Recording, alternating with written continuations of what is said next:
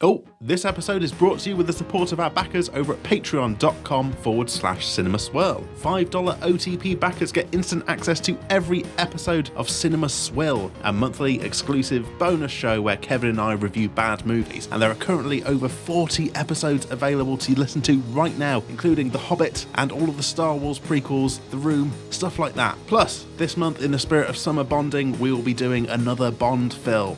Spoiler alert, Brosnan's making an appearance. If that sounds like something interesting to you and you want to find out more, head on over to patreon.com/CinemaSwirl. Right, let's get swirling.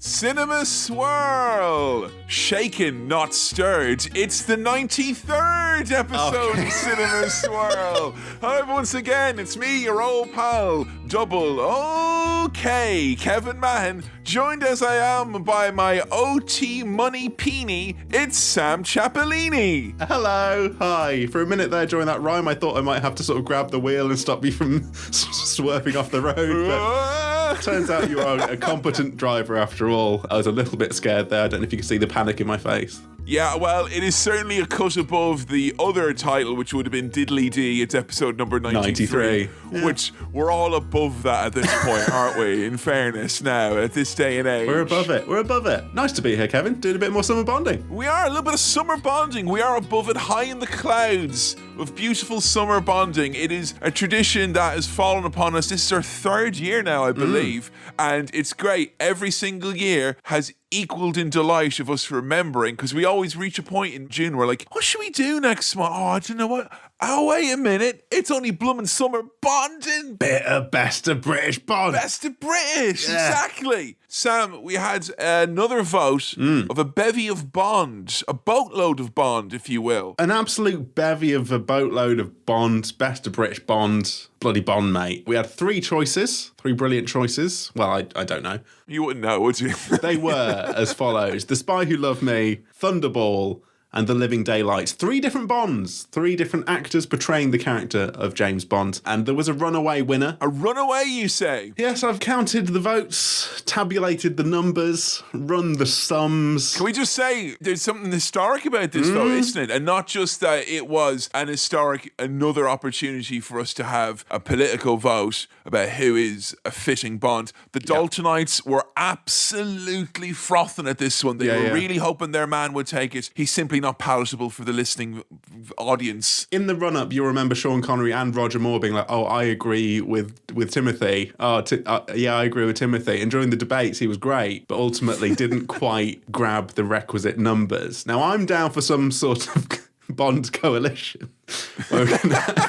You're literally you want a Bond. That's what you're saying. You want an actual Bond of Bond. I think that's an interesting idea in itself. But it is an historic vote for another reason, because Sam's only had to do a bloody sum to get to the sum of all fears, which is a third installment of Summer Bonding. Well, as the resident boffin here at Cinema Swirl, it wasn't, too much of a difficulty for me, but there were now sums involved. We're allowing votes on Twitter now. How about that? Few people, every time we do a vote, pretty much have said, what about, I don't like Facebook. Facebook's bullshit, I don't want to use Facebook. So I thought now would be the time to use the not at all concerning social network, Twitter, instead, which should be absolutely fine. It's true what they say, Sam. 93rds times the 90 charm, We do listen. We do listen. But it takes us a while to sort it out. Bears repeating the message. So we have The Spy Who Loved Me today, which is very exciting. We've got Roger Moore at the helm once again. Sir Roger Moore, no less. 48% of the votes for The Spy Who Loved Me, by the way. A real runaway winner. A solid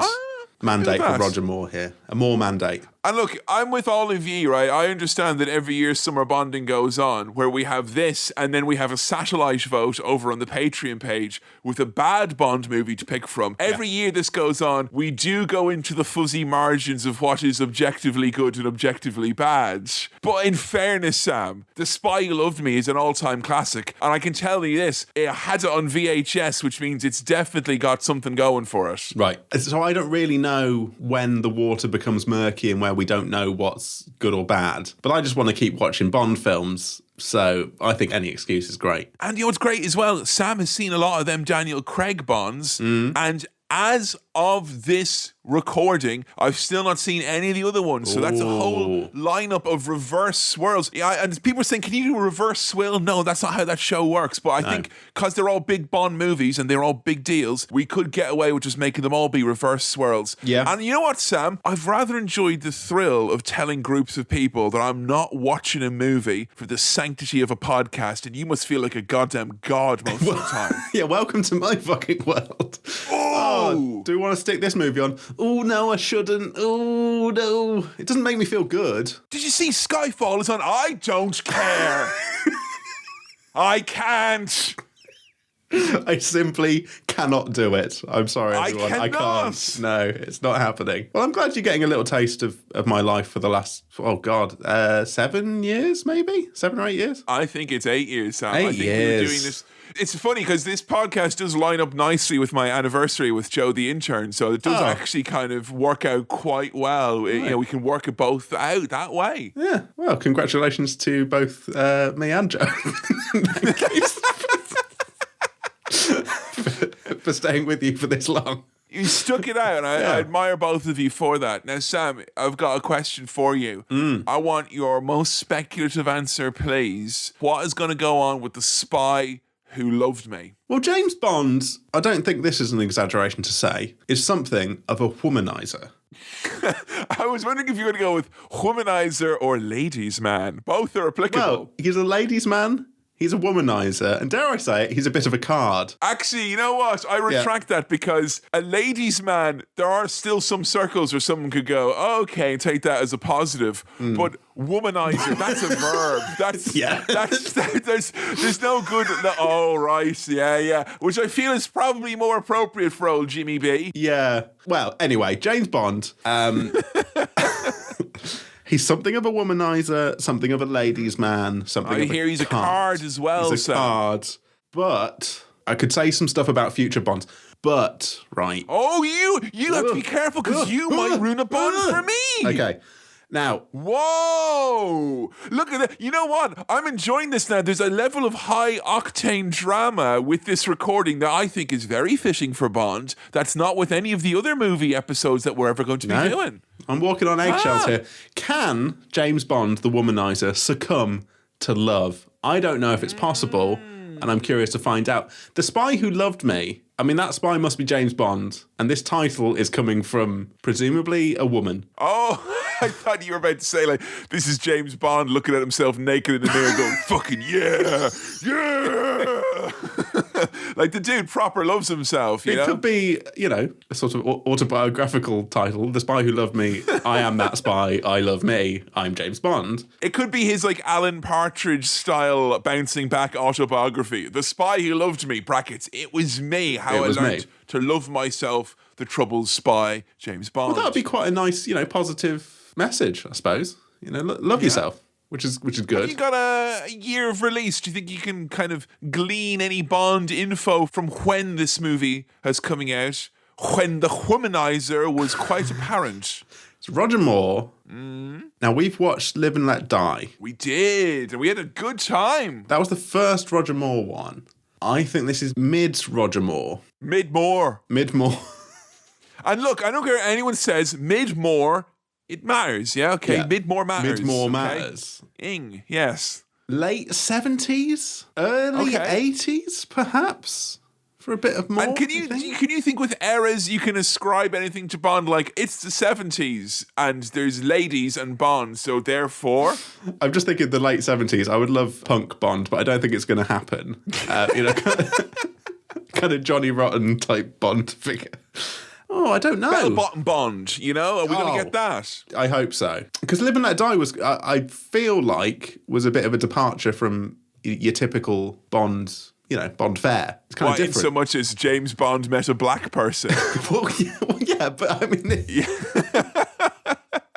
it had that blaxploitation vibe to it that was deliberate and kind of tied in with that sort of stuff. So do you think it's going to be kind of like that still, where they're going to maybe have some of that kind of 70s sensibilities to it and all that? I don't know. I really don't know. I don't know what to expect. Sam, is it going to be shagadelic, I think I've gleaned the idea that Roger Moore is the silly one. And if we're talking silly one? Well, if we're talking Union Jack jetpack, going to space, all that kind of nonsense, then I think it's going to be more. So I'm hoping here that something silly happens, that there's some silliness to this and some almost campiness to this film. He is the Tony Blair of the James Bonds, is basically what you're saying. Kind of a quirky fellow, does kind of silly stuff, but ultimately responsible for war crimes. Yeah, I think so. Yes. Yeah. That's how I feel about it. The thing is with Bond, right, I don't really know what to expect plot-wise other than there's a baddie,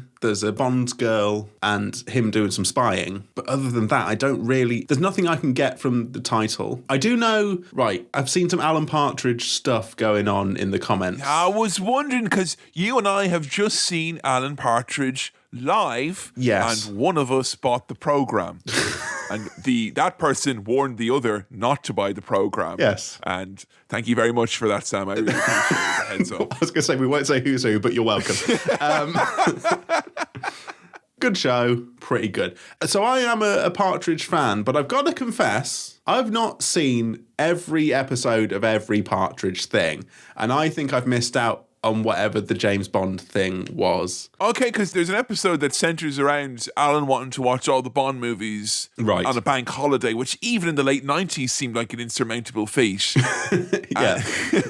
And he acts out the scene, it is from A Spy Who Loved Me. And that bit kind of got snipped out, and I've seen it everywhere from, TikTok to message boards back in the day. That's a classic bit of Bond right there. So that's an episode that you've not seen, but are you familiar with the bit? No, not at all. So I've skipped over that completely. Okay, you know what? This is very important, because if it is a bit of summer bonding and it's allegedly meant to be best of British through gritted teeth, I will suggest that after you have watched the movie today, seek out the Alan Partridge reenactment, and then gauge it in terms of accuracy. I will do. Yeah?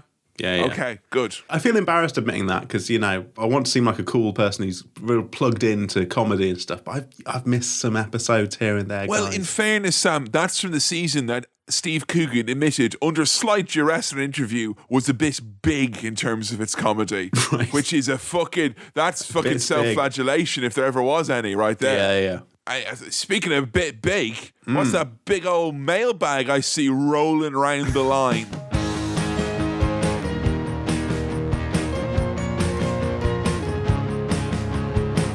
Welcome to the mailbag. Thank you for dropping your questions, queries, and comments to the mailbag. If you've got any yourself that you want to send in, send them on over to cinemaswirl@gmail.com. That's cinemaswirl@gmail.com. And hey, Sam, I guess because it's the James Bond special, once again, it's a double O bag. It's a real double O bag, but I'm excited to read some of these messages now. Sorry, I'm going to take that. I want to retract that. That makes it seem like I'm saying it's a mixed bag. A double O bag seems like it's a negative actually now. So I take that back. Shaken bag, not stirred. Okay. Yes, I'm shaking the bag. I very seldom stir a bag anyway. It's not good for the bag, know? Do you sort of stir a tea bag within a cup of tea? So Oh, no. You leave that well alone. You don't touch. Right. No, hands off, Sam. No. Hands off that bag. As far as your tea bag is concerned, you should be touching this mailbag more than your tea bag. I'm just imagining someone baking a cup of tea in a fucking cocktail shaker and shaking. A shaken cup of tea. I used to, like Rocky, I used to work the bag. I would fucking knead it like it was pizza dough or something like that. And I learned, I went to a tea festival and the man there said, don't touch your bag. And I'll tell you what, good advice. I didn't touch my bag ever since, and it's been much more pleasant. Well, I'm going to touch the mailbag nonetheless. And our first question here comes in from John. I say question. It comes in on the Patreon, patreon.com/cinemaswirl. Thank you very much, You John. can get access to, it's over 40 episodes now, Sam. How about that? Yeah, madness, absolute madness. Loads of episodes, including bloody The Hobbit, Unexpected Journey, mate, which is, Yeah, I was about to say, if you're listening at home going, what's wrong with the two of them today? Is there something up? Like, we've done The Hobbit, right? We've done that most recently. So you can check that over on the Patreon. And perhaps your $5 will return us to normalcy. We can only hope. We can only hope. John writes the following. Not a question, but some James Bond Tiffin titles for Sam. Oh!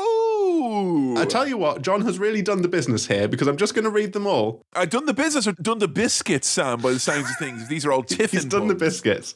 Here we go. Dr. Tiffin, from Russia with Tiffin. Gold Tiffin, Tiffin Ball, you only live Tiffin, on her Tiffin Secret Service. I would have said on Her Majesty's Secret Tiffin, but that's just me. I'm not workshopping these, John. Tiffins are forever. Live and let Tiffin. The man with the golden Tiffin. The spy who loved Tiffin. Oh, I don't know, Sam. Diamonds are Tiffin would have been fun. I feel like this has turned into a workshop now. Okay. Tiffin Raker. Moon Tiffin. Moon Tiffin. For your Tiffin only. Octo Tiffin. Or for your eyes, Tiffin. A view to a Tiffin. Tiffin Pussy or Octo Tiffin. Both of those work. Oh, I tell you now, for my birthday, they did me a special down the bakery. They made a big special Octo Tiffin. They just melted a load of them together into a big brick. I'll be honest, I'm 31 years old. I'm still laughing at Tiffin Pussy, which really got me there. License to Tiffin. Tiffin I. Tiffin never dies. The Tiffin is not enough. We've all been there. Die another Tiffin. The world is not Tiffin would also work because... I'll tell you right now, it most certainly isn't. Tiffin Royale. Now, I'm going to... There's a real... John, a lot of respect to you. There's a real miss trick here because we've got Tiffin of Solace. I think a quantum of Tiffin. Just a little bit of Tiffin. No, it's a quantity of Tiffin. That's what you need. Sky Tiffin. Spec Tiffin. No time to Tiffin. Thank you very much, John. I really enjoyed that, and it was fun to workshop it and just have a bit of a laugh, just saying Tiffin loads of times. So thank you very much for that message, John. As he said, not a question, but just a list of titles with Tiffin in them. And you got to respect. I'm glad that he identified it as not a question, because I feel like if he didn't, we would kind of have to run it by him then if we thought all of these were viable titles. And I'll tell you what, even though it's not a question, they most certainly are. Yes, absolutely. So thank you very much, John. Now, this question, another Bond-themed question. Thank you very much for your Bond-themed questions. This comes in from Anthony, who writes, if you were to choose the next main wrong'un/bad bloke... Main wrong'un/bad bloke. I love main wrong'un/bad bloke. Excellent choice of phrase there. In the next James Bond reboot series, who would Sam and Kevin choose and why? Anthony says, Cillian Murphy and Jared Leto would be my choices as brothers after 007 has slept with their sister. Oh, sorry, I completely got this wrong. I thought you were suggesting which cancelled Hollywood male figure we cast in James Bond. And quick as a flash, I was like, Kevin Spacey, and he's doing all his own stunts like Daniel Craig did. No. Every single one of them. Oh, you know when Daniel Craig did it when he was 40 and he had a point to prove? Do it to Spacey when he's 70. Go on, let's see the knees. That's not the nature of the question. It's like, no, it's not. Which genuine wrong'un would you... If you had to choose from all the Hollywood wrong'uns, who would you have to put in James Bond? No, that's not the question. We're not endorsing the term main wrong'un to refer to any cancelled celebrity, the main wr'unguns, all the main ones. Or indeed bad bloke, because I think that's underselling it. Yeah, bad bloke, come on now. Come on now. So, in answer to your question, Anthony, and I think this has been my go-to answer for all sorts of who from Cinema Swirl history would you put in blah? But it can't be overstated enough. A Nicolas Cage Bond villain, you know. It's a very different movie all of a sudden now, Sam. It is, but is that a bad thing? Is that necessarily a bad thing? Look, I love the man and I think he is amazing and I do think he is an amazing actor. But you and I know that if there was a Nick Cage Bond movie, it would be behind a paywall. That's where we'd be reviewing it. It wouldn't be on the series where we review loved and great movies that made loads of money now, would it? I think you need a Bond villain to really fucking steal the show and steal the scenes because... But how often does that actually happen? Seriously, when long does that actually happen? Again, I'm walking on my Bond eggshells because I want to tell you something about a future Bond where I'm like, I don't really care about the fucking villain and that should be who I care about. I've heard that Quantum of Solace is very good. Right. Very good. I've heard that. Right. Spectre is I'm very excited to watch Spectre. I assume... it's of equal or greater quality to Casino Royale, which is more like kind of dipping their toe in the water, testing it out. Okay. Right, let's do it properly now with Quantum of Solace. Here we go. So I was just imagining the sweetness of when I finally watch Quantum of Solace. I'm as excited as all you guys were back in like 2010 or whenever it came out. Oh, you know what? You know what, Kevin? As a kind of older British gentleman who may have had his toes in who may have been in the spy game and come out of it and turned bad, right? Sir Ian McKellen. Oh. As a cheeky Bond villain. He has reached the point in his career where if he plays a bad bloke or a wrongin', it'd be like when Robin Williams did 1 Hour Foe. Like, it'd be proper like, oh, there you go now. Look at you, old man, using your earned love against us, you bastard. Good job there. I'm going to go with the ghost of Orson Welles, A, because he's got gravitas, and B, it's about time that Bond gets spooky and stop being a fucking big loser about it already. Come on. Yeah. And also, nowadays, you could just do that with CGI, couldn't you? You could just put him in there. Easily. You know? You don't even have to go into the spirit realm. You can just go into the VFX budget. If you can give us Peter Cushing in Rogue One, you can give me Orson Welles in A License to Fight Ghosts. So there we go. Thank you very much for your Bond-themed questions. If you've got any non-Bond-themed questions, or indeed Bond-themed questions, or any questions, queries, comments, or other stuff, send it in to cinemaswirl@gmail.com. That's cinemaswirl@gmail.com or the socials. No, Sam, put that. He's got a big giant spoon. He's going to press the mailbag against the side of the room now. No, leave it. No, leave it. I'll just shake it and then throw it to one side. Pour it into a glass. That was the mailbag, everyone. That's the mailbag, everyone. The mailbag. Look, I had fun with Roger Moore Bond last time. I had fun with Sean Connery Bond. I think you even had fun with Pierce Brosnan Bond over on the Swill. So it feels like every time, and we had fun when we did, you'd fun obviously with Casino Royale. It feels like every time we've done Bond, it's a good time. Fun has been had, and people have given this one a good old push. And again, I did have it on VHS, so I have seen this movie almost as many times as the fictional character Alan Partridge. So I think, honestly, you're going to enjoy it. For me, it's up there. It's one of the Bonds that has the sweet spot for me between being actually good and being just kind of a little bit naff and silly. Okay. That's always, for me, is the sweet spot of Bond. And I think that's why I'm a moron, for old Roger Moore. So, Sam, I think I'm going to have to ask you now to put down your martini glass and in your PP7, that's the gun from GoldenEye, the main primary weapon, silence that is. Put that in the gun box, and now it's time to go and do a cinema swirl.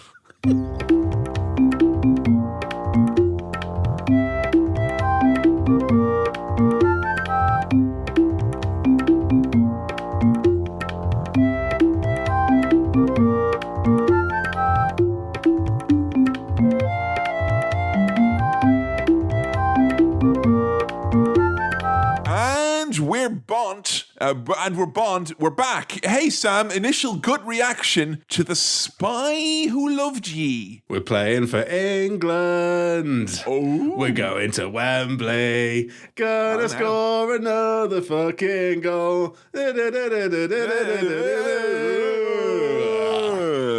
wasn't looking. The ref wasn't looking.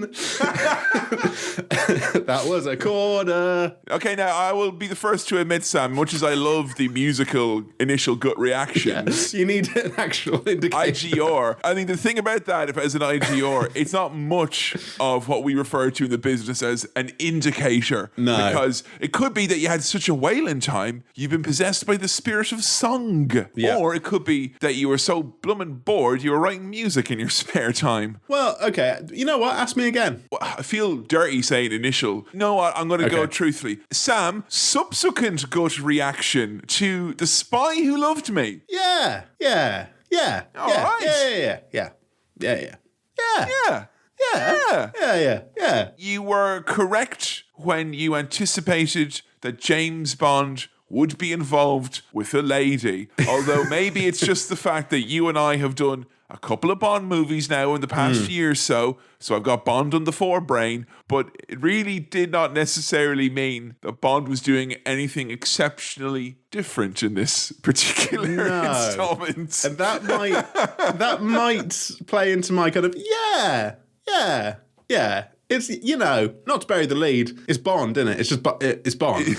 This is a bit of Bond. It's Roger Moore Bond Roger as Moore well. Bond, yeah. We're right at the end of the groovy 70s when the skirl of synth is in the air, which, honestly, when I see bell-bottom trousers, big, huge, thick, chunky heels on a lad, and we've got dirty synth, it makes me feel like Nuclear Armageddon is just around the corner. Yes. Now, I've got to admit something to you here. I had this all queued up to go. I hit play, and America's Strongest Man came on instead of this. Excuse me? Oh, Sam Chaplin. This is I now know the references, so I'm doing some Partridge back to you here. Sam, were you watching the wrong movie? No, I was watching Alan Partridge on my father's video-on-demand service. I'm now completely up to date with that Alan Partridge reference, so I now understand that. So there you go. I was going to ask you first and foremost, I guess I might as well ask you before we get into the meat and potatoes of it ourselves. How did Norwich's favourite son do with the recollection of the opening salvo of The Spy Who Loved Ye? I tell you what, it was very good recollection, and it made me realise that really what our podcast is what Alan Partridge was doing there. We're just saying it, and here's what happened, and then he did this, and it was great. Yeah, but if you want to know the quintessential difference, Partridge didn't go next nigh near the trousers on Roger Moore. No, and I swear to God, I've written down the word trousers a good 6 times in my notes. I was glued to them. I've got a question for you. Is this our first submarine on Cinema Swirl? No, it can't be. Surely it can't be, but I can't think of another submarine. The League of Extraordinary Gentlemen, we had all sorts of nautical vessels that were, in some cases, subnautical. So I think, although on the actual swirl itself, I'm struggling. Oh, maybe The Rock might have had some sub action. Oh, there's got to be some sort of a submarine some sort of sub there. Yeah, there would have been a sub.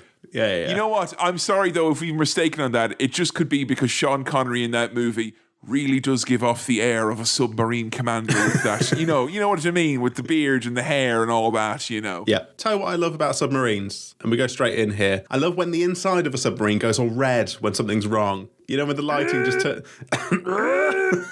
it's all red. I quite like the red lighting. Oh yeah, I've got coloured lights on the downstairs of the house, and I will often agonise over what is the correct colour to put on before a certain movie or show that I'm about to watch. Very often it's red because it's quite calming. Well, yeah, that's the thing. I find it quite calming. So everyone might be running around on a submarine being like, oh, fuck, something's happening. And I'd be like, oh, this is quite nice. I'm quite sensitive to, bright colours and lights, but the red is quite soothing. It doesn't hurt my eyes as much. So that's... If you're planning on going for a little mini power nap, try putting on a red light, because you will wake up and you can pretend you're in hell. That is a little fun thing that you can do to make you, really get you off your feet in the nap. You'll probably be out of that nap, fearing for your soul, etc., etc. I'll tell you though, the one with the submarine, that was easily the worst season of Below Deck. They're having an awful time here. Lights are flashing. Tea is wobbling. It's honestly one of the worst excursions they've ever had. Nothing's to theme. They're having an awful time here in their submarine. And sure, wouldn't you know it, before they have time to bless themselves, it's all gone. The tea, the lights, the submarine, the holiday, all out the fucking window. Disappearing kind of without a trace. So two submarines, a Russian submarine and a best of British submarine, are just gone. We don't know where they've gone. They cancel each other out, I think, is what happens in these situations. It's why, you never want to have a car near another car. The same thing will happen. They'll both disappear. Yeah. This is obviously a big disaster for both parties, both countries here, and they're trying to figure out what's going on. So the Russians are on the phone to Agent Triple X. Oh my God, Ice Cube in the house. I know, we definitely, Triple X is in the house. If we say Triple X 3 times, we have to do it on Cinema Swill, where Triple X is destined. Are you aware of the Triple X franchise? I'm aware of it. Yeah. I believe it began with Vin, and then it was handed on to an ice. Right. No, but then there was Triple X2, X to the 3 to the 2, and I'm pretty sure that had one of the Icemen took that upon themselves. Okay. So this is turning into a complicated algebra problem now for me to figure out with these X's and these 2's. It is. Here's a question, genuine question for you. It's the late 70s, Sam. Agent XXX. She's a sultry Russian agent of secret notoriety. Yes. Do they call her Agent XXX because that's like in lieu of a rude number? I would argue those are the 3 lewdest, nonsensical, like. I know what you're saying. What is it when letters don't actually spell out a word, but it's not an acronym? No. Oh, it's just a series of letters, I guess. A combination. I think it's the sexiest combination of letters that doesn't form a I've got word. it. Okay, yeah. A non-literal sequence of letters. Yes. It's the sexiest one of those. that. Because I know all you at home are thinking the usual ones: sex, sex. With the pits and You're that. thinking KIS, snogging. Killing it, snogging, as it stands for. But no, XXX, I think, is the raunchiest of all the non-literal alphabetic sequences that you could conjure up. Do you think that's what they're going for here? I think so. I think it's a very clever way of giving her a sort of sexy name without actually giving her a sexy name. You know what? Me, being a bloody naughty sexist, I fell hook, line and sinker for thinking that the bloke there was Agent XXX. I was like, oh, there he is. Look at this fake Bond. But actually, the bus driver was a woman. Sorry, like with the riddles and that. The secret agent was a woman. And I was, tricked. Yeah, not all spies, huh? Yeah. Shame on me, actually, in this case, for James Bond. Shame on me for thinking that. It was good of the makers of the James Bond movie to push the hard agenda at the start and make all the audience take a long, hard look at themselves about their assumptions about women in the world of James Bond, and then do absolutely nothing for the rest of the movie to even remotely do anything other than what could generously be titled business as per brackets usual. I mean, to be honest, and I don't want to, it seems a shame to say this, I would have loved a film that was James Bond and a bloke who looks exactly like James Bond, like trying to work together. I think that would have been fun. Is this them kind of trying to, I know it's their second or third Bond in even. Maybe they're doing this showing you, look, these lads are a dime a dozen. You think that more is fucking bulletproof? We'll give you a flash of this generic looking spy male lead. We've got literally dozens of them, Roger. Don't ask for more money next time. Roger Moore, they call him, because he keeps asking for more money. Now, where's 007? He's on a mission in Austria. Well, tell him to pull out immediately. And then we cut to him having it off with a lady. It cuts back to M going, get your Mickey out of there now. Would you stop that? There's business. The Prime Minister wants my balls in a napkin over this now. Come on. And I fucking love the 70s futuristic technology that his watch has got one of those sticky label makers that prints out the... It looks so cute, that little thing. I love it. It's great. Men only want one thing, and it's disgusting, which is to receive messages on their label makers built into their watches during what could be... I mean, this is like... They cut to Bond, and he's meant to be in the midst of the act, and they're quite tense and quiet, almost. It's like... lions that have been filmed having sex for Attenborough, but they are very aware that Attenborough's right there and they're a bit awkward about the whole thing. Yes. But James, I need you. So does England. I mean, that's, classic James Bond stuff. Something came up, didn't it? Yeah, it's Nob and that.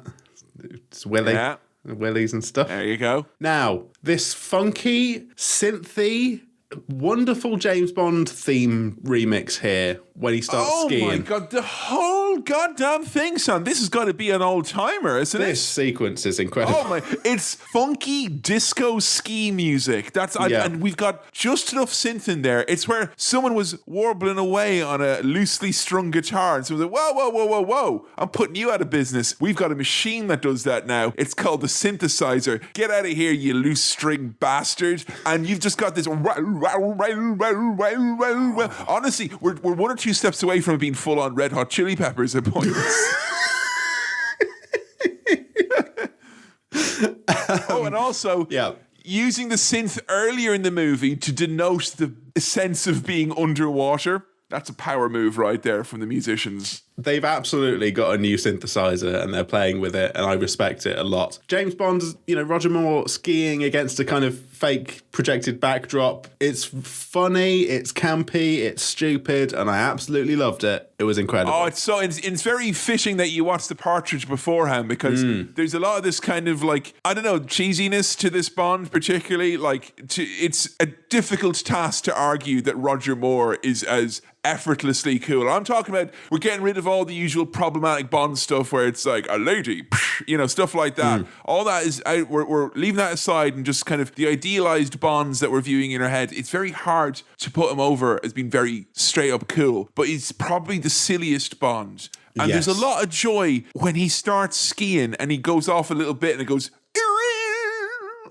come on now, that's great stuff. And he's doing some sick stunts, which made me think, I kind of want, a future James Bond to have some reason to get on a skateboard. I don't think it's going to happen, but we'll see who the next Bond is and whether they're down to, shred. If they're a skater or not. Yeah. I'm still holding out, that Tony Hawk will take the crown of Bond. Here's a question I put out to you and indeed to our listenership. Do you reckon Bond, first try on a skateboard, could do a kickflip? I reckon he could. I reckon he'd figure it out. First go. I think if he didn't, he'd kill everyone who was watching and be like, da da da da da. If he's not got his license to thrill, he'll still have the license to kill. So, he'll probably rely on that. Here, do you reckon he intentionally dressed like Ronald McDonald for his skiing adventure, or was that just kind of happenstance?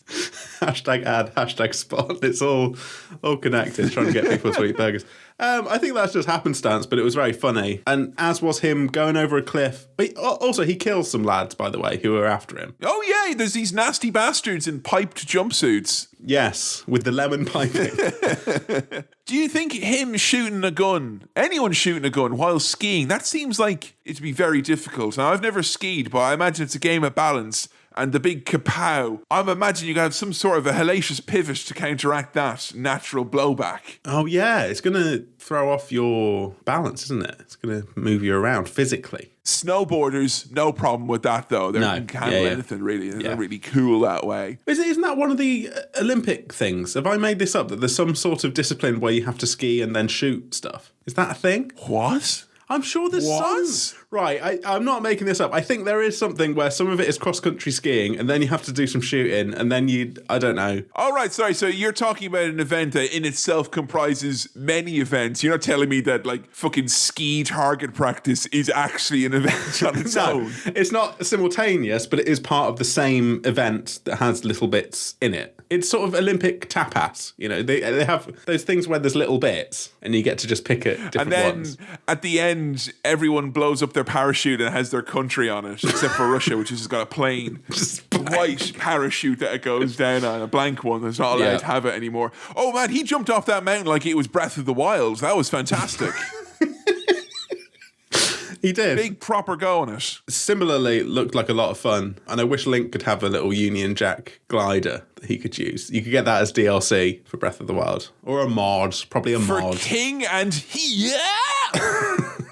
It was all very cool with his parachute jump until there was the little glimpse of Bond where he looks you right in the eye to go, oh, that was very hard. Which, all right, Bond, I know you're meant to be human and all that, but we all know that you didn't really do it. Some very impressive stunt man has been at that now, hasn't he? Yes, in fact, somebody does it better because he's not done it. So in a way, somebody has done that better. And the theme song for this James Bond film is Nobody Does It Better, but I think nobody does it better, which is one of the all-time Bond themes. I'm going to say I think it's good. A fucking banger. I think it's great, incredible, so good.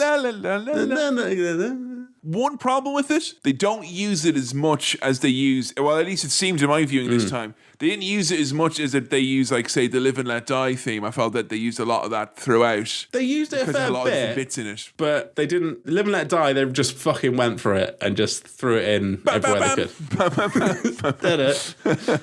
I mean, we've been lucky. We've had two of the best bangers in terms of Bond, the themes. so far. Oh, we'll be 3 for 3 if we get View to a Kill over on the Patreon. I'm really gunning for that one, you know. Obviously, Die Another Day is the greatest Bond theme, objectively, of all time. There's a reason why Madonna finishes every single concert she's ever had, even that awkward gathering she did on Instagram Live, every concert she's ever had with Die Another Day, including the full sword fighting bit where she fights herself, because it's like a reflection on her life. Quick question during this title sequence, Bond music. The tagline of which is, less gun, more fun, baby, am I right? Well, is Roger Moore on a little trampoline here, just bouncing around? It's quite sweet. He's just going, boop, hey. I mean, hey. Look, Sam, I've said it a million times. That man has got the most generic silhouette I've ever seen. You could get any elf fucker off the street, throw him in a tuxedo, fuck him on a trampoline, and all of a sudden you've got the spy who loved me. You know, pretty good title sequence. Lots of nudie ladies, completely Billy Bollocks. It's good stuff. Guns and that, dancing around. Love it. And it wasn't so distracting that I didn't take in the important information. For whatever reason, it popped into my face very, very upfront. Ski jump performed by Rick Sylvester, who I'm happy to report is still alive as of time of recording. Hey. He calls that the ski base jump. And it is where you get your skis and you jump off the side of a mountain. It's a good jump. Congratulations. Was it Rick Sylvester? Rick Sylvester. That's a good name. That's a good name. Now, Agent Triple X, she's been called in, and much like me wondering about Amazon's accessibility features, she's been called in to investigate why there are so many missing subs. Okay, Amazon's... Hey, thank you very much.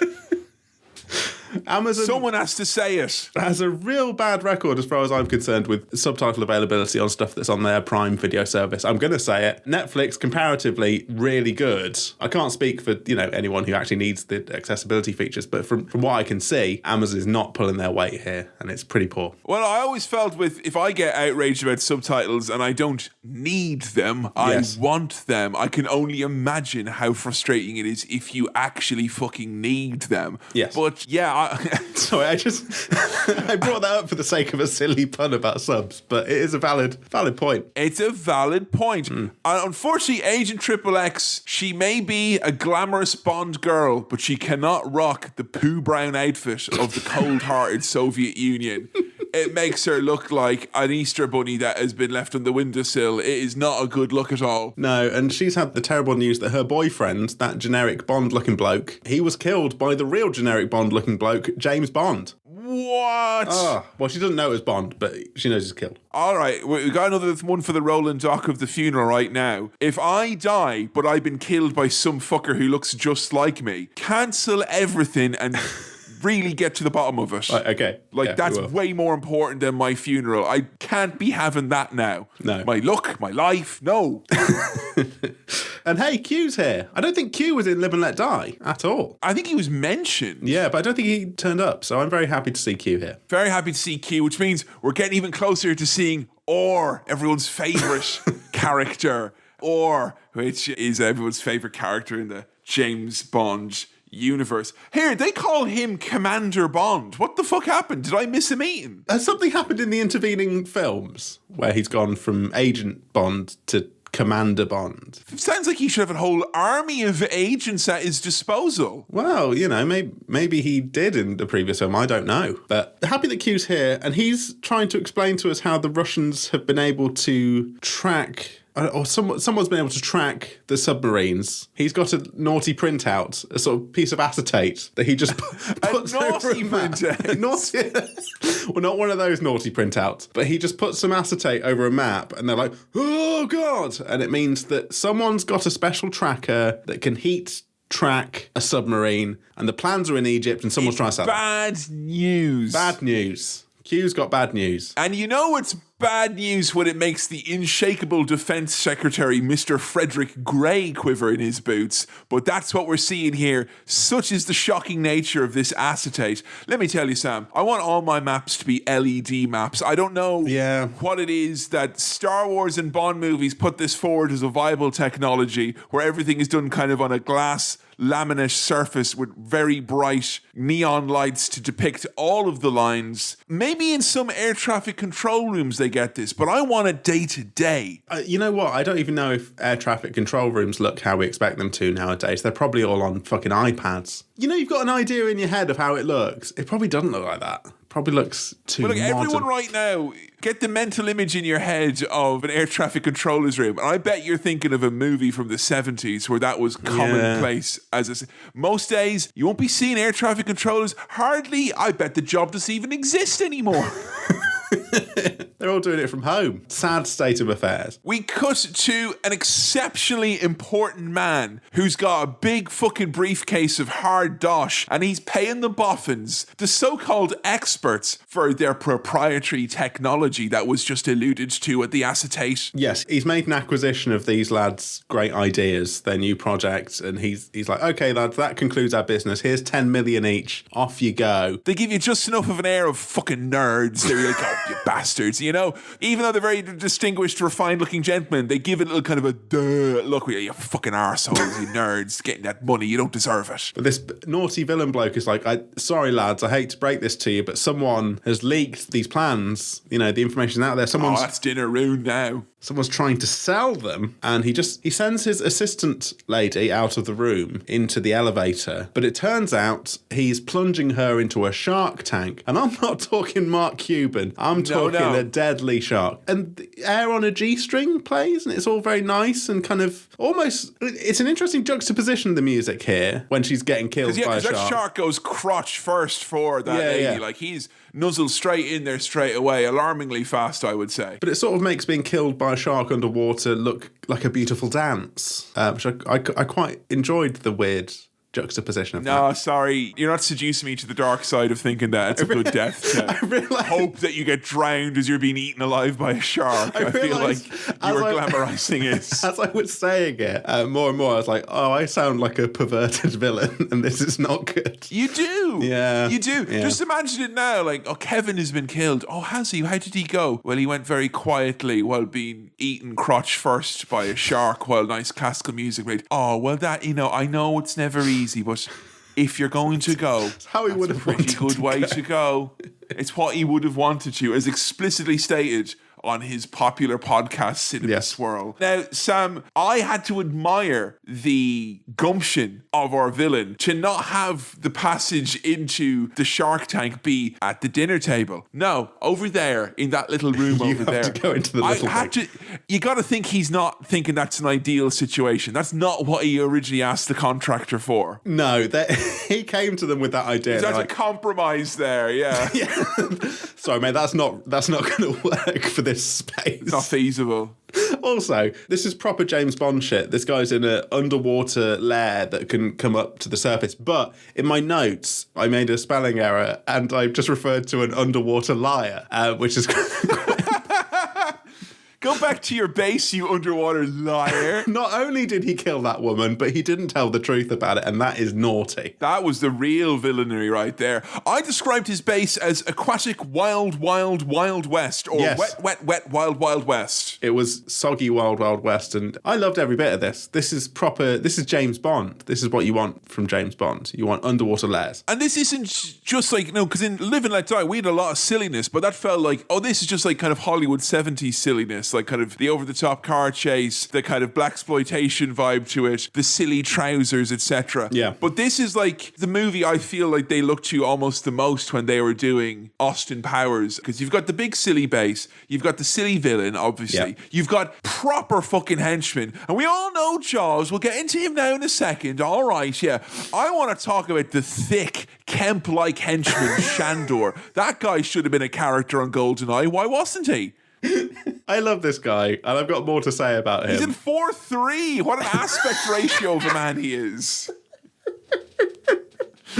I mean, he's introduced first as like the main guy, and Jaws is his little big mate. But this guy, we'll get into it soon. So Jaws and this little guy, little Kemp-like 4x3 figure, they've been sent off to recover the microfilm plans. And Jaws, of course, flashes his eponymous teeth and shows Which everyone are attached to his eponymous jaws. Yes. Now, I know what you're thinking. Microfilm needs to be taken up while two agents from opposing sides across the Iron Curtain go at it at a Cold War. What for? Sounds like a job for the heavies. Send in my most muscular henchman. We need a real baseball bat to fine-tooth comb through this sticky situation. Yes, whereas Jaws has got thick teeth. We're talking about fine teeth there. Thick teeth. Thick metal teeth. Very, very thick. The villain bloke, he kills the two boffins, by the way. Not in the shark tank, but just blows up their helicopter later on. Yeah, and he pockets the cash as well. Cowboy builder that he is. Fucking underwater liar, that guy. Not keeping his promises. Naughty lad. But yeah, he's killing anyone and everyone who comes in contact with this microfilm or these plans. Like, he can't have that information getting out there. We cut to the desert where Bond is on a camel, and I was literally about to describe him as being our man in Egypt when he meets a lad who is most certainly, definitely our man in Egypt. Yeah. He's got it all. A strange obsession with the local culture that is only equaled by his disdain for that local culture, surrounded by belly dancing babes, and better yet, he's full of jaded non-excitement about, no, do you want a sheep's head, eyeballs, stupid shit Egyptian people like? Or a dry martini, old chap. We can certainly catch you one of those out here in the desert. I know, again, he's an Englishman in government in the middle of a desert and they're not taking it over. What am I even doing here? And James is very hesitant. This guy's trying to persuade him to stay the night. James is like, no. Until a pretty lady brings him a rose and James says, when one is in Egypt, one should delve deeply into its treasures. And I don't think I think there's a double meaning there. And I think it's filth. I'm pretty sure that's the motto of the British Museum, isn't it? But you can kind of swap out any country that you like, really. When one is in Greece or one is in, Yeah. I mentioned it before. Ireland had treasures as well. You have the bones of our giant man, and I demand them back. No, there are bones. Fuckers. You're not having them. Give us some fucking Hooters vouchers at least. Jesus Christ now. I can sort you out with that. Now, some of these, there's a little kind of chase/fight between Bond and this little 4:3 aspect ratio man. Ah, yes. With no music and very, very silly Foley, it's quite jarring. And I think I said this about Live and Let Die and other films from the kind of 70s. It must be my modern sensibility that there should be kind of action music to go along with these action scenes. But when they're just kind of silent apart from the... Well, when the Foley is that good, it can sing for itself, right? That for me. Look, the people are always getting upset with me in the comments about how I've gotten rid of music in my life. I've got a 90-minute playlist in my mind about just all Foley sounds, grunts from the James Bond franchise. And I think that's as good as music, really. Certainly more efficient. You can get more tracks in, if you're just listening to Foley. If you're just listening to sound effects. Exactly. CDs. Exactly. Music is an elaborate sound effect. Look, we can all just get around the table and agree that if we're categorizing in the sounds library, it goes sounds, sound effects, and a subcategory in a much smaller folder. The small font. It says music, which is a type of sound effect. You don't even believe that. Come on. Now, the little lad, Jaws' little mate, he's already dead. Yeah, he's pretty much one and done, isn't he? Off a roof. And he dies in the best way possible in a James Bond movie where it's like, no, please, you literally can do one thing to stop me from dying. No. Like, he's got your man by the tie. Yeah, and he's like, no. Bond is like slowly saying, no, you're done, mate. No. Absolutely. Well, I guess I'm not wearing a tie to your funeral then. Fine. He doesn't even try and cover up the fact that he's not saving him. He's just like very dismissive of this bloke, gets the information and then offs him. Did you get his great one-liner? I know that you had a fondness for Roger Moore's non-one-liners in recent outings. No, you know what? I sort of recall it, but I've not. It's not on the tip of my tongue. What a helpful chap. It's fucking rubbish, isn't it? That's really rubbish. I thought it was going to be a tie-related pun that I'd missed somehow. No. No, I said non-one-liner. He's got a few one-liners, yeah. Yeah. But he's got ones that are like, it's almost as if Bond, like, phased out. He blacked out for a second, didn't realize he killed someone. He's like, oh, helpful fellow. He's been on his way, I guess. Well, very well, off to it. I absolutely love now. We go to the pyramids. Yes. And there's this proper apprentice-style voiceover. They're like, for thousands of years, the pyramids have searched for Lord Sugar's next business partner. 16 pyramids, 1 Giza. It is fucking brilliant. Yeah, it's very good. I want to go on that pyramid tour. Yeah, can you go for an audience with the pyramids still? With the pyramid. It's amazing. It's great. They're all here. All the stars. All the triangles. And I loved the very silly, squelchy music during this presentation. As the pyramids get lit up, so does Jaws, looking all tall and threatening. Oh, he's fucking great, isn't he? He's a lad who has a look and he knows it. He's got the self-awareness. Yes. And the fucking fit on Jaws here. That double-breasted suit, it's like a king-sized bed of a jacket. It's amazing. Jaws is pretty cool looking. Genuinely, I think if you saw Jaws out and about today, you'd think that's kind of a clued in, cool young man. I've never sounded older than when I just said that. No, he's got the grill. He's like the Joker. He's really cool. Yeah, I bet he's got all sorts of stupid Mickey Mouse shit tattoos all over him as well. Really cool, you know? I think he is my favourite Bond baddie. Oh. And now I really think about it because he's have you seen Moonraker? No, I don't think so. He's a proper fucking gobshite in that, and it's really funny. But here, he's like the Terminator. It's amazing. Silent and threatening. I tell you what, though, he does have a dorky little dad run, does Jaws, when he has to. He shuffles, doesn't he? I think he'd be more threatening if he just walked calmly. But he does do a little run, and it's very funny. So Jaws is after the microfilm, so it's like fucking every Bond movie we do. Oh, we have to go meet someone, but to meet that person, we have to meet the other person, and the person that they're meant to meet has been killed, and they have to go meet another person, who Jaws is on the case of. He's after Fakesh. Yep. And he eats him? Did I get that correct? Well, he certainly eats some chains to get in. He tucks in, like, he goes, he proper fucking gets in there, like. I think so. We don't quite see what goes on, but I think, Jaws could very easily bite someone to death. I don't think he's a hungry lad. Well, he's a big lad, so he probably does need... They have him going in for the vampire shot like 4 times in the movie. Like, he's going to give a fucking... Because that's the sweetest bit of meat right there, I'm pretty sure, underneath the ear. But Jaws manages to sort of disappear and slink away after Bond gets there to kind of confront him. He just... Like a vampire. Like a vampire. All right.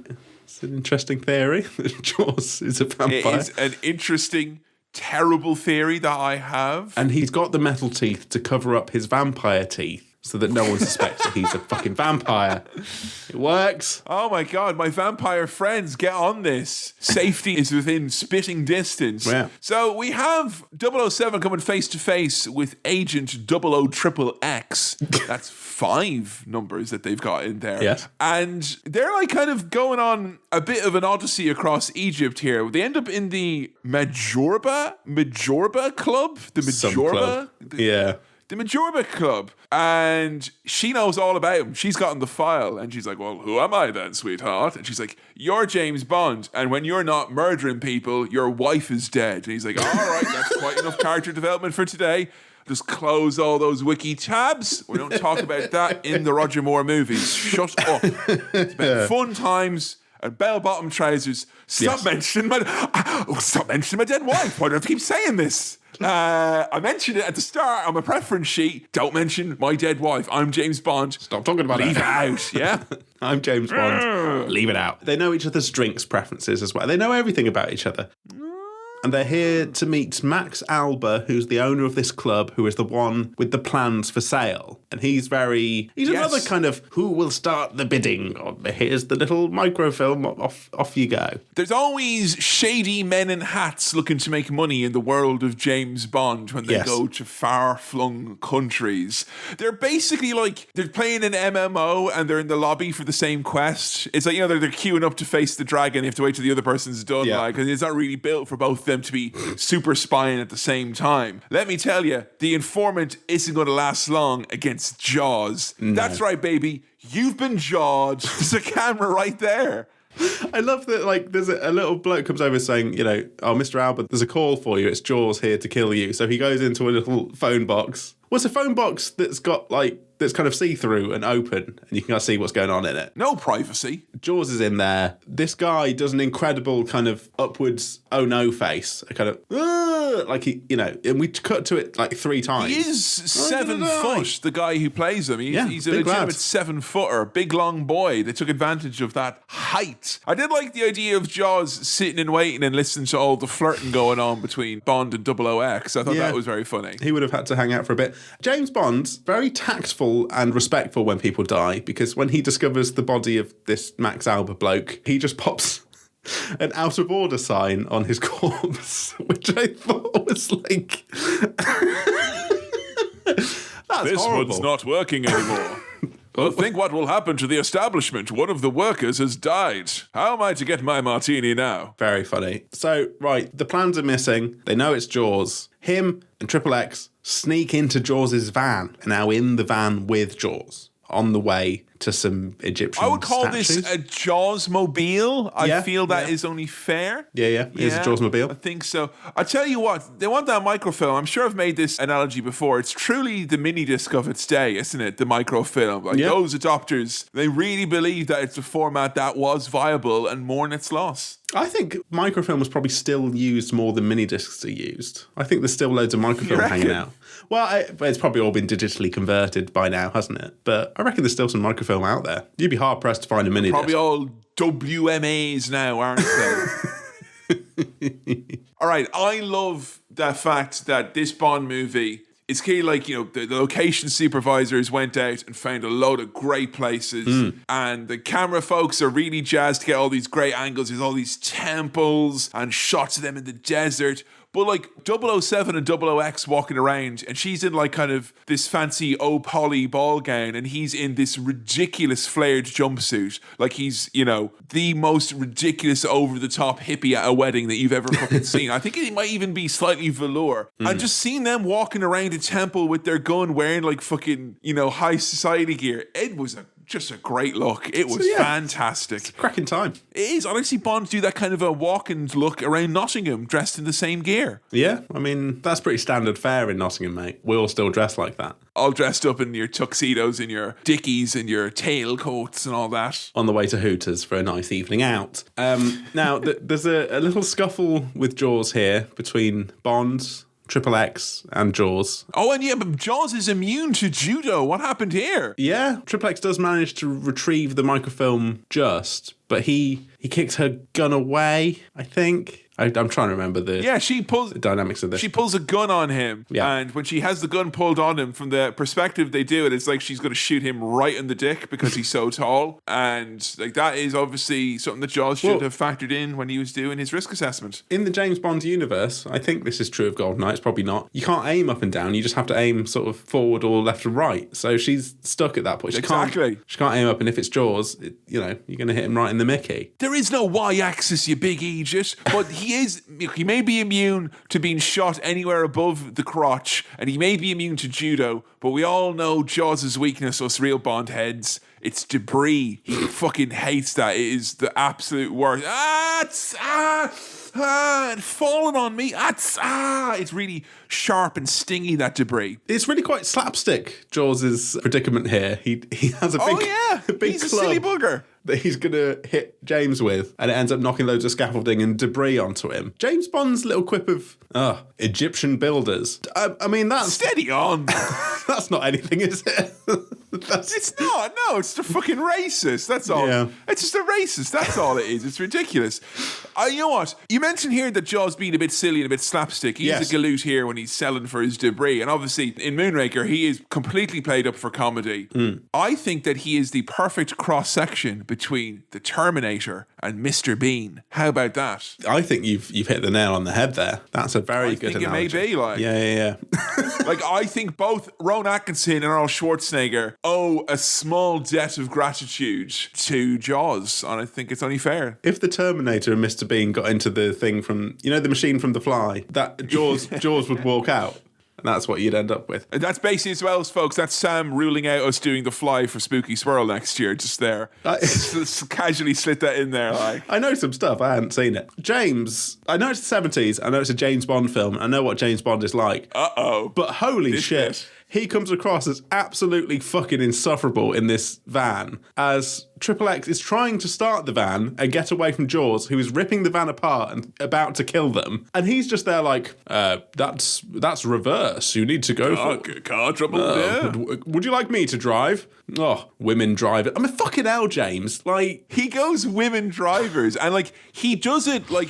Imagine if your dad said that, like, after an hour of someone trying to fucking park. You know, it has, because it's Bond and he's this kind of, I don't know, stateliness about him. It's so fucking cringe, where it's like, he says everything but women drivers for 5 minutes, and then he caps it all off and go, women drivers. I was genuinely expecting him to come out the side window and go, women, eh? After him saying women drivers. Backseat Bond can go fuck himself. It's all okay because we get a little shot as we're driving away of Jaws lifting up a big rock and then dropping it onto his own foot. Oh, he's funny. He created his own debris of a sort there. He should have realised what was happening. They go for a wobbly desert drive and they break down. And I love this where she's like, yeah, looks like it's the cylinder head gasket that's given way there. And then James gives the camera a knowing look as if to say, what the fuck is she daring talking about cars? That's our thing. Right, James Bond is doing all... He's all talk, he's all talk flared trousers because he's criticising her, but not actually doing any of the fucking driving or helping with anything. He's just being a knobhead. Where's your solution, Bond? Yeah. Come on. Ridiculous. And yet, when they have a little gentle boat ride to Cairo during a sunset, and there's a nice slidey guitar version of Nobody Does It Better in the background, she's all up for a smooching, even though he's been a complete knobhead. Yeah, she did lose me, though, when she was like, yeah, we learned things on this special survival course that I've been on. Like what? PMA, good vibes only, positive mental attitude. I am grateful, I give gratitude every day. Oh, no, it's that bloody Soviet Union are trying to have a positive mental attitude. That's terrible. After the smooching, she's got a kind of gimmick cigarette that blows drowsy powder right into Bond's face. So maybe she wasn't being so romantic after all. Oh, and I like this poisoning has got a special synth sting, like a...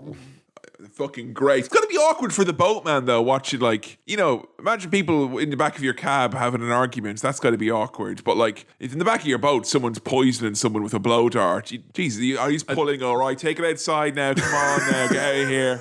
I don't want poison in my back seat. That's a 70 quid poisoning charge. Bond wakes up somewhere in Egypt. He's pulled in to a room with the head of Russia, all the business lads. He walks into a tomb, and it's like an MI5 tomb. Like he walks into the tomb, and then like he puts his hat up, and like, Moneypenny, I'm here in the tomb. Like what? Like, I've heard of a safe house, but a safe tomb. Like I get it, right? The British are very comfy in the ancient tombs of ancient civilizations. Yeah. But don't set up a satellite office. They're hot desking on bones. That is not on. Once you're bringing a hat stand in, you know, you're really kind of taking liberties. Oh, hi, I'm the ancient spirit of the pharaoh. Are they honoring me in Egypt? Yeah, in a sense.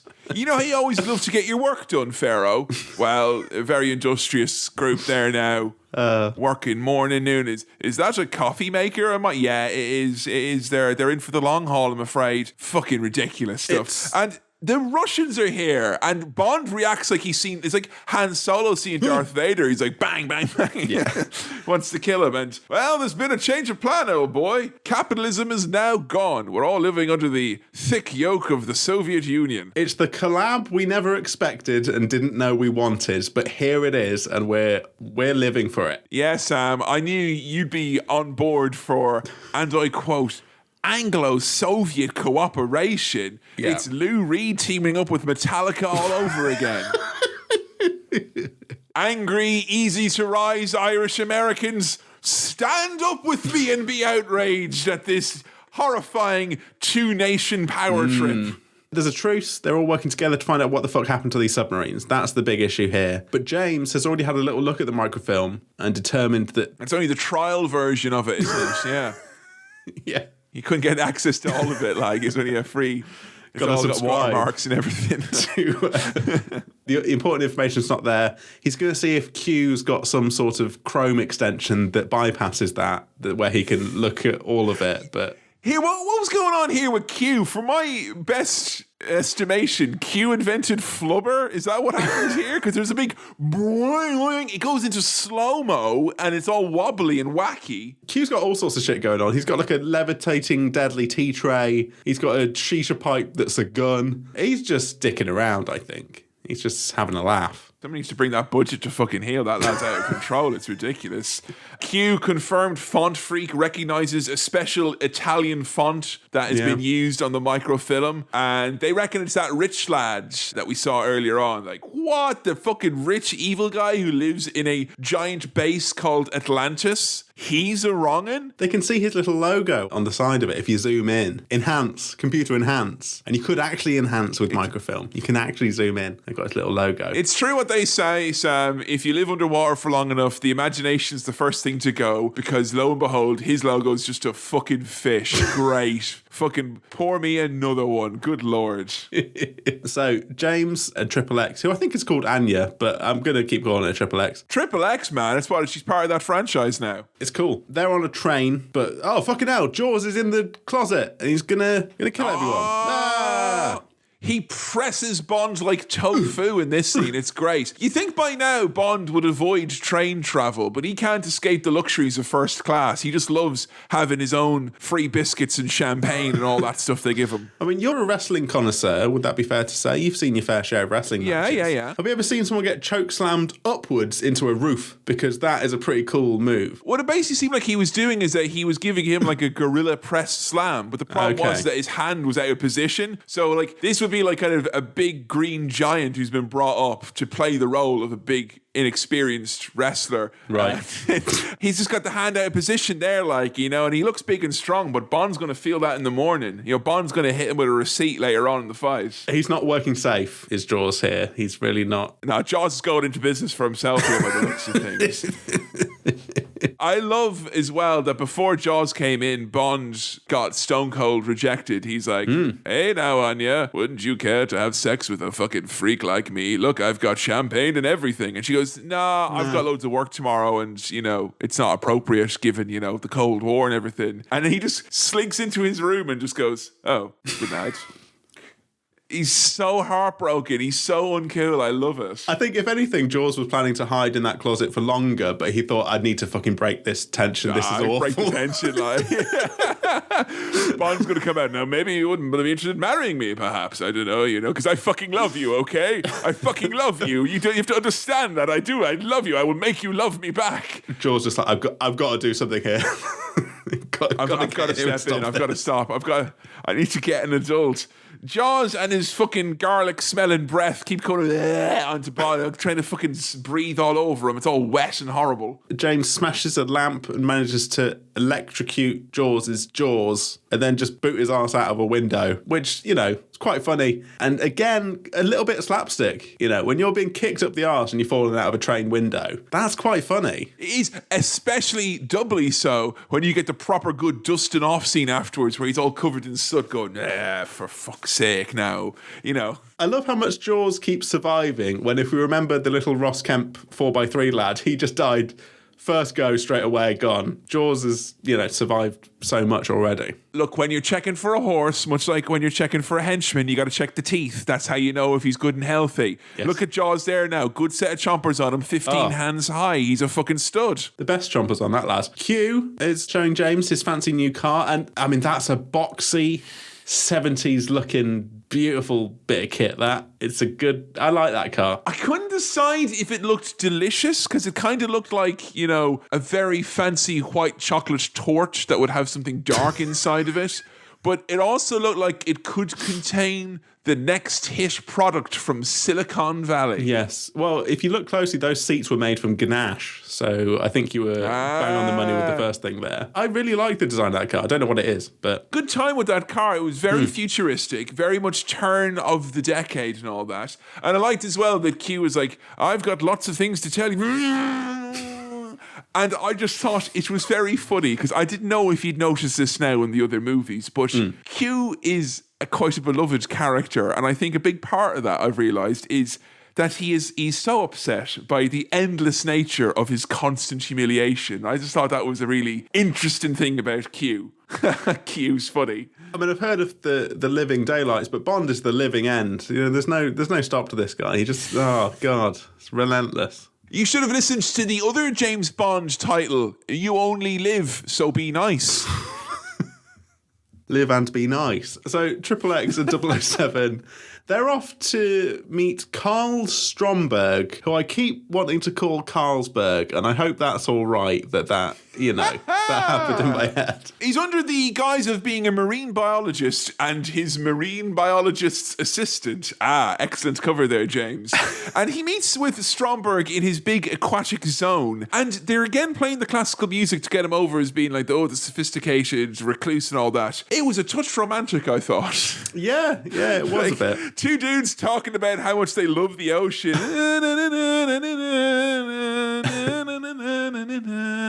I love James's civilian alias here. Robert Sterling. Bobby Sterling. Baby. Bit of Bobby. Oh, Bob Sterling. Oh, Bobby. Bob Sterling here. Marine biologist Bob Sterling. He's not silver, but he is bold as brass, is old Bobby Sterling. He has got big plans for Atlantis. He's got a model of his big base, and he's talking about having an underwater city, which grimly in 2022 looks, as I could best describe, as a decent punt at this stage. Give it a go, I reckon. Give it a go, yeah, sure. And James just like, well, great fish, I'll be on my way. So, Cheers, mate. That's really inspired me. That's some great stuff there. And, I'll see you around. But Carlsberg, he's on to him. He knows who that is because he's got Jaws feeding him the information here. So says, let them get ashore and then kill them. And I'm like, you've got the Shark Tank gimmick here. They're in your special base. If you want them still dead, cleaning it out from earlier on, though, you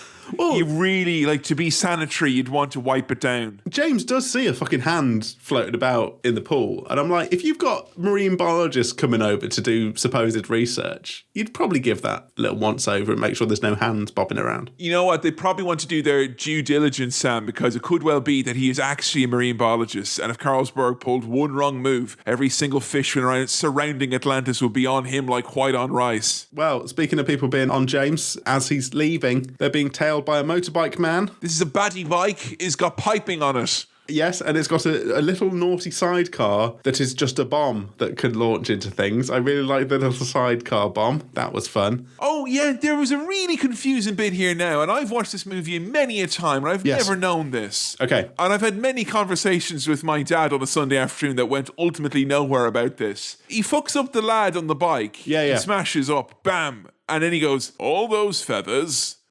What? Well, because the bike crashes into a lorry that seems to be carrying feathers. It's a mattress lorry, isn't it? It's a mattress lorry, so there's loads of feathers in it. Sorry, who's putting feathers in their mattress? What the fuck is that? Well, it might be the duvet or the pillow. Could be a pillow company. No, it wasn't. It was El Matrasa. It was a mattress company.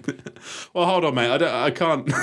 You're coming at me with... Mamma mia, that's a lower back pain is what I'm telling you right now. Fucking feather mattress. That's shit. I think it's just an excuse to get someone covered in feathers falling off a cliff so that Bond can do the hilarious line, all those feathers and can't fly. He doesn't even say you can't fly. He goes, all those feathers. I honestly thought he meant all those leathers because he's a motorcyclist and you could refer to the attire of a biker as the leathers that they would wear. All those leathers can't even ride. Can't even ride a real bike like a proper man. Jaws in pursuit. Yeah. And he was driving up so close. I was really hoping he'd be out the window going like, he's doing even a drive-by chomping. Jaws, yeah, he's in pursuit, gets run off the road, and he comes off this sort of cliff thing, lands bonnet first in the top of a little Italian man's house. Oh, that's so and then good. Calmly walks out the door and dusts himself off, and then off he goes. Good stuff, that. Bit of fun. It's Mr. Bean-esque. It is. And the guy says Mamma Mia, and he's got like a glass of wine when he says it's so fucking good. And you know what I love most about it? Even though it's really janky, like a lot of the stunts and scenes in this, that like hard cut where it goes from the shot of the cottage to the shot of the cottage where they actually dropped a fucking car on it. Yeah. Yes, that's Hollywood. It's good stuff. Yes, please. Fucking great, man. Love it a lot. They're being attacked in a helicopter by a lady called Naomi, who earlier on was like the sexy rendezvous. She was the lady who met them in a bikini and a gown, and she was like, Mr. Stromberg will see you on his private base now. And then she's straight up in an attack helicopter shooting missiles at them. And I'm gonna say you, Sam, a bikini babe coming at you in an attack helicopter with missiles, that's a heady brew of an emotion right there. I mean, James Bond doesn't know what to think or where to look. He doesn't know whether to bless himself or pull over and ask for directions. Well, I'll tell you where he does go. Underwater, in his underwater car. This is the moment where all the children are like, ah! Like, fuck, can you imagine how many minds were blown in the late 70s? A car that can swim? Get in! And the music is genuinely like kind of chill as fuck. It's nice. It's like underwater level music. Yeah. Boo boo doo doo doo really doo nice. doo. And he uses his car boat missile to just blow up that helicopter piloted by that woman who he was sort of flirting with earlier. She's just dead. She's gone now. To quote Jared Leto, Sam, this bird is cooked, baby. Yes, absolutely cooked. And now we've got underwater missile scuba divers with some funky music. Oh, all these contraptions, baby. No wonder I liked this Bond so much as a kid. I was a vehicle child. You know, I was the one who was like, sorry, Slobster the Lobster has got his own motorcycle. I need to find out all the details and the specs as soon as possible, please. You know, I was a big fan, as you know from Star Wars, of all the obscure. Oh, give me my T-16, please. Give me my Y-Wing. And I loved every permutation of a bad harpoon bastard surrounded by some glass and yellow paneling. It was great. This Bond film is toyetic as fuck. There's so many little bits and bobs and toys and, you know, figures you could have from this. Now, as his little water car turns back into a normal car and comes to shore. It's a beach car at this point. On a packed beach. It's very funny that James has to plonk a little fish out the window that somehow got it up. There we go, just drops it out. And you know what, Sam? He didn't even realise it, James, but as soon as he drove his car up there, the film crew was ready for the latest instalment of banged up boozy Brits abroad getting busted.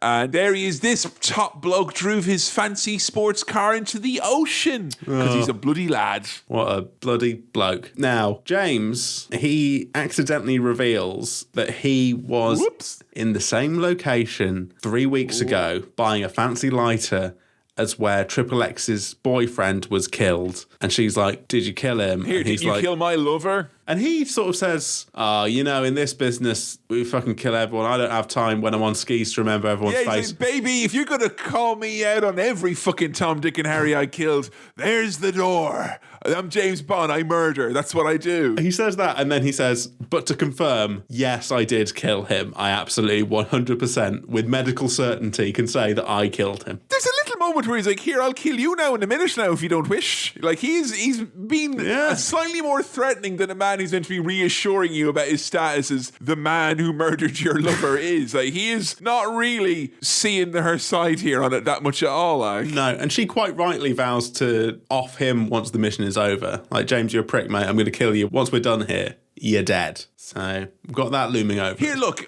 we talked about it at the start, but like, are you getting anything from these two? Like, they have a little bit of sizzle, obviously, in the way that all kind, you know, that kind of classic Hollywood leading man and leading lady looking each other in the eyes and having a bit of sizzle. But like, it's not. It's your typical like, I'm a Bond girl. Oh, I love you. Oh, but I can't love anyone because I'm James Bond. The end. It is pretty much that, just formalized. You kind of hoped that she would have a bit extra because she's a spy, and that's, you know, she doesn't do a whole ton, does she? No. Other than her being a spy, she drugs James. But once we get into now, like, this is her last act with all the action, she's pretty much sequestered away in a room, and all the men get to go off and do all the gallivanting, and they're all dressed up as sailors as well to emphasize their manliness. Yeah. There's not a great dynamic between them, but there's something, but it's not, you know. It's the most you get Roger Moore being like, perhaps I am more than just a series of cliches.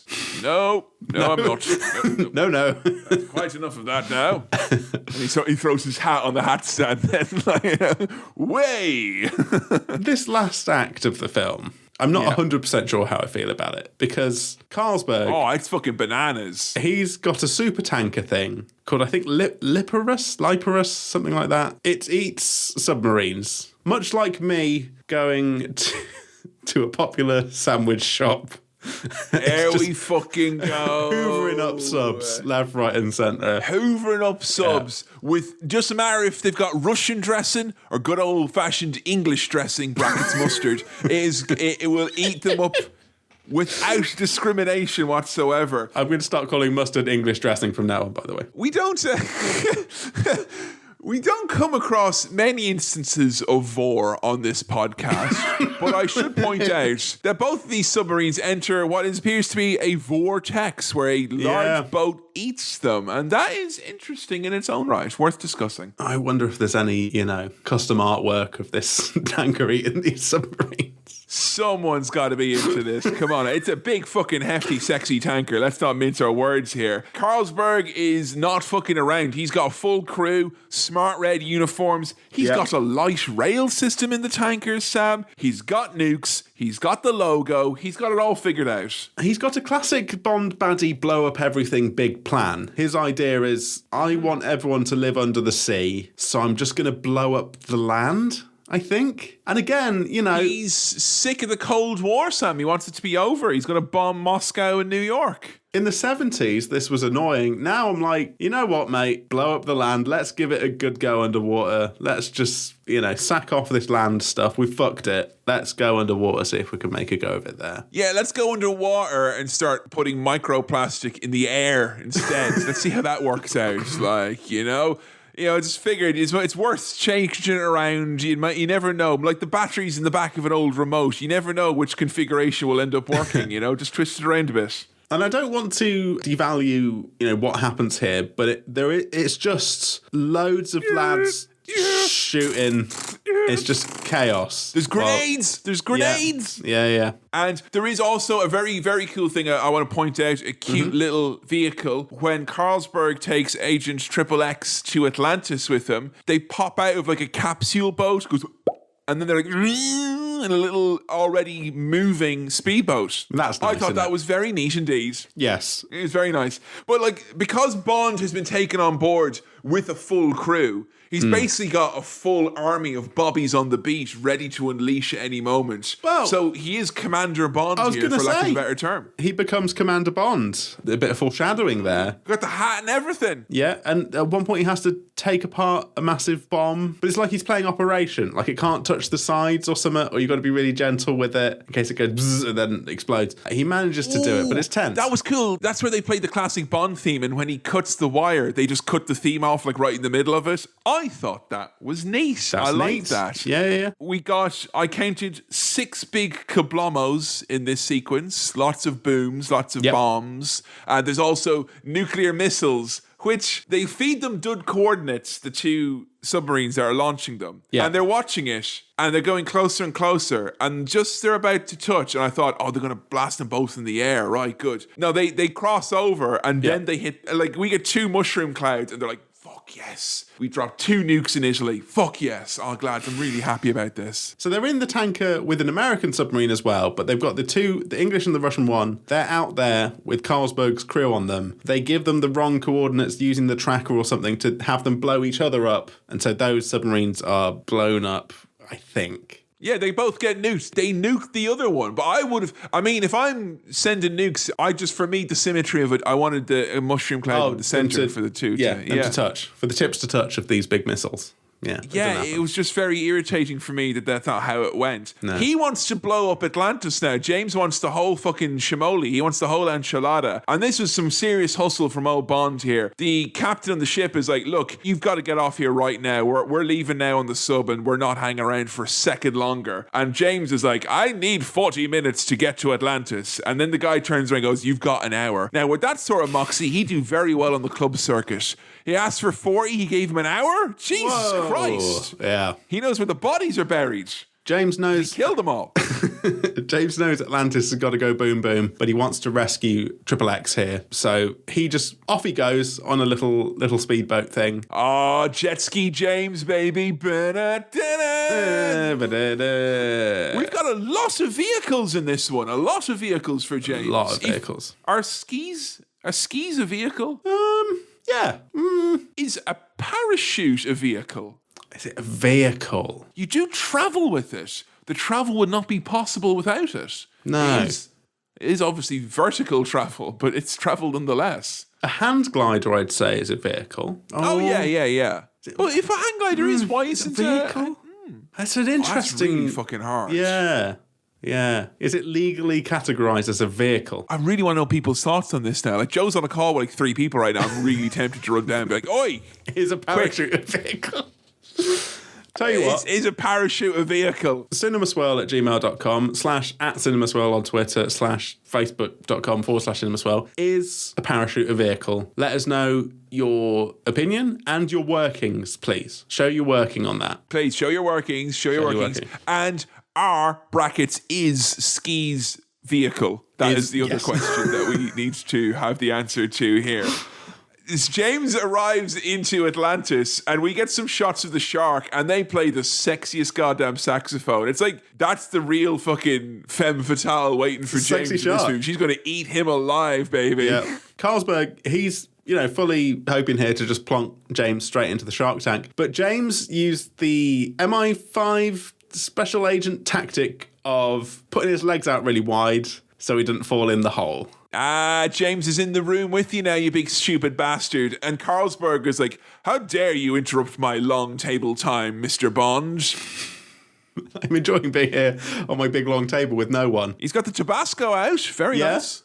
He's got a special little under-table gun that goes through a... Oh, it's like the Joker, isn't it? He's got the Joker gun. But he misses, and James is like, oh, you've spunked your load here. He says something like that. It's not those exact words. He's like, oh dear, you've missed. Now, he fucking unloads a clip into this lad. He shoots him up 7-way switch Sunday. What was going on there with James? Shoots fuck out of him. Yeah, really going for it. Yeah. But I like that this film knows that the real star of the show, the real villain, the real one we want to know what happens with, it's fucking Jaws, mate. Who cares about Strongberg, Carlsberg, J-Money, whatever? Here Gone. he is. Bond's... He's value for money as a henchman, isn't he? He's in it for the long haul. There's not too many freelancers who would stick it in once their contact has perished. No. They'd probably just send an invoice and be done. So it's Jaws and Bond, little showdown. Bond shoots him in the teeth, which is either the worst or the best place to shoot Jaws. I'm not sure. I don't know if that's a weak spot. I swear he eats a gun. I swear he eats a gun in something where he's like, I'm not sure if I was just on some really weird YouTube hole at some point. I was watching men competitively eating guns. Who can take apart a gun and eat it the quickest? That's America, isn't it? You imagine that YouTube video would come from a competitive gun-eating competition. I'm about to eat this submachine gun with armor-piercing rounds. Like, fuck me, man. Really? Okay, fuck. And ultimately, Jaws is defeated by his primary foe, the big magnet. Because no, he jaws right in the jaws with that one. Bond turns him into one of those, teddy picker grabber machines, does a little, how does that grab you? And then dunks him into a shark tank. Dunk. He's dunked in. However, we didn't expect Jaws to act like Jaws the shark and take a big bite out of a shark. So Jaws he's hungry. Eats a shark here and survives. So I still can't believe he's only in 2 movies. He feels like very iconic, and but I would say he's like Boba Fett, but he does like 1,000 more things than Boba Fett has done. And Boba Fett's just had a mini series, and he still has done 1,000 more things. Boba Fett never bit a shark or a bantha. I'm wondering now, in the kind of rebooted Daniel Craig Bond era, whether we could bring back Jaws and who would play Jaws. He is too silly, isn't he? Yeah, the man with big teeth. He's one of the ones who's it's a rarity where there's a Bond character where it's like, not for the time anymore. And it's not because there's like a racist caricature or something like that. Too silly. It's just, I think it's too silly. But hey, I'm still holding out hope that we could get a new generation of proper demented, silly Bond coming after Craig. Yeah. Who knows, Sam? Who knows? I'd love a new Jaws. I don't know who would be the new Jaws, but I'm excited if there's a new Jaws. Who would you want your Jaws to be? Let us know. cinemaswell@gmail.com. Jared Leto Jaws. He's still got the fucking grill. He's got the grill. Yeah. He can save money. He'd have taken that and home he'd probably with him. freak out all his castmates by sending them out teeth in the mail and stuff. Biting all of their mail. I don't know. So, James finally rescues Triple X, gets her out of there. They escape in a little pod. Blows the fucking thing up as well. Yeah. Kablamo. Kablam. Boom. They're in this little pod. James is like, some champagne for the... Oh, this guy can't be that bad. He had a nice taste in champagne. Triple X pointing the fucking gun at him. Now that the mission's over. Kill you, Bond. Done. You're dead, man. A little false finish because we get the pop from the champagne. Making us think, oh no, he's not been shot. He asks for a final request because, it's British politeness and all that. If he's going to die, let's get out of these wet things. And then, they're necking, they're getting off. All is forgiven. Oh, come on now. I feel like, I don't know, I feel very hesitant about this because any time I've ever seen in any sort of media depicted where two people are really arguing lots and then all of a sudden they start making out passionately to the point where they're going to have sex. Yeah. I just think that's the last thing that you ever want to try in real life, right? I mean, and she was going to kill him. Yeah. Talk about a fucking turn of events. Good old Bonds must have some sort of allure on him, am I right? I'd have that in the back of my mind the whole time, I'd kind of be thinking, she was about to murder me to death with a gun. You know what is, Sam? It's positive thinking because Bond thought it was really sexy of him to kill her lover. And because he thought it so much, he willed it into existence. He manifested it. And now she thinks, pretty fucking cool that you killed my lover, man. Come over here. Let's get going. And then because of the nature of the business they are in, it's full of old voyeuristic men going, oh, looks like James Bond's Mickey's got in another situation. Having a proper gander, aren't they? What do you think you're doing? Keeping the British end up, sir. Putting my willy in a woman, sir. I'm having it off, mate. For king and country. Nobody does it better. All the bloody lads have a laugh. Quite as good as you, baby, you're the one. There is just a little lads version of Nobody Does It Better at the end for a couple of seconds there, which hey, nobody does it, but doo-ba-da-doo. It's on the B-side after the full song is run. There's like 4 minutes of silence, and then that is right at the end. But only if you put it in your DVD-ROM drive. Yeah. Well, there we go. Bit of Bond. How'd you get on, Sam? It didn't seem like it has necessarily thrilled you like some of the other Bond iterations we have. The fact for me that this is this is cliche Bond, I wonder if that worked against you at all. Or how did you get on overall? Did you have a good time? I did have a good time, and it's fun and it's silly and it's got all the positives and negatives that you associate with James Bond. I think maybe you're right. The thing is, this is perhaps the most James Bond film. It's exactly what you expect. There's no surprises here, really.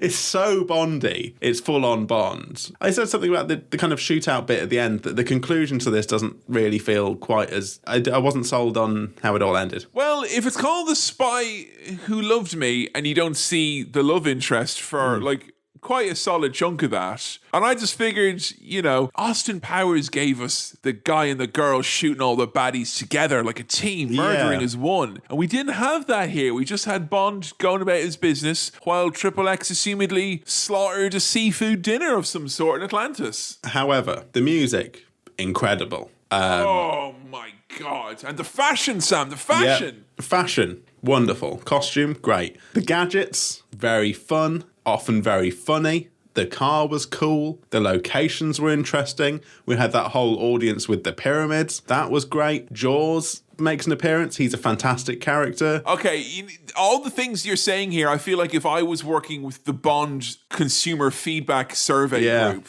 and I'd be like, he liked Jaws, he liked the gadgets, he liked the car, he liked all the... that seems to me that they have done everything they set out to do, and you have had a grand old day out. I think I have. And, there is that thing on the back of my mind that it's just Bond, it's just classic Bond. But I don't know if that's necessarily a bad thing. I mean, he does come across, pretty badly and is a bit of a dick. I don't think he's as bad as he is in some of the other ones we've watched. I mean, from Russia with Love, that was black tar heroin Bond and then some, like. Yes, and you know what? I wouldn't say that Roger Moore is my favourite part of watching this film. I don't know what that says, but he wasn't bad or anything, but, it wasn't the standout thing. I think there's other stuff going on. You know what, as well, I was shocked at how old he seemed in this one, and I know he's got quite a few more ahead of him in this. Like, he goes into the 80s with it, you know, and he's looking a bit fucking, aged at this point. He's mature, I'd say, as a Bond at this point. Yes. Handsome, distinguished, but mature for a Bond. Yes.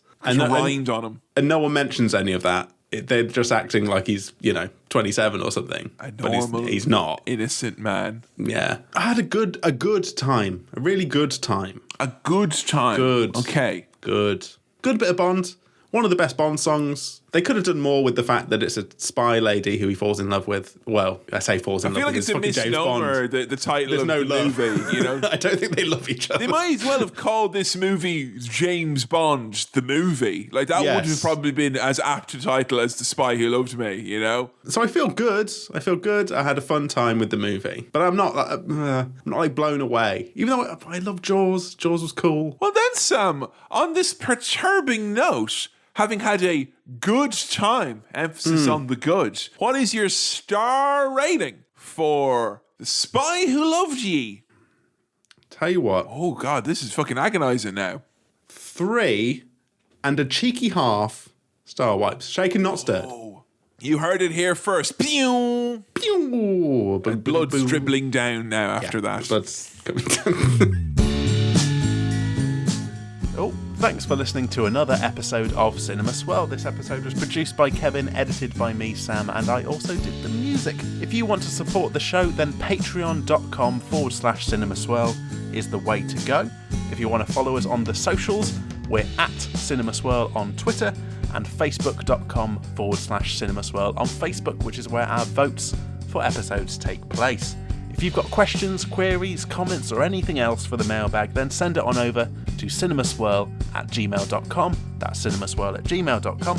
Please do keep recommending the show to your friends if you think they'll like it, or even if you don't think they'll like it, just recommend it anyway. Oh, and if there are any bits in recent episodes that you think would make particularly nice video clips, the kind of thing we've had on our socials recently, then send us a tweet and let us know. Alright, we'll see you next time. Cheers, bye.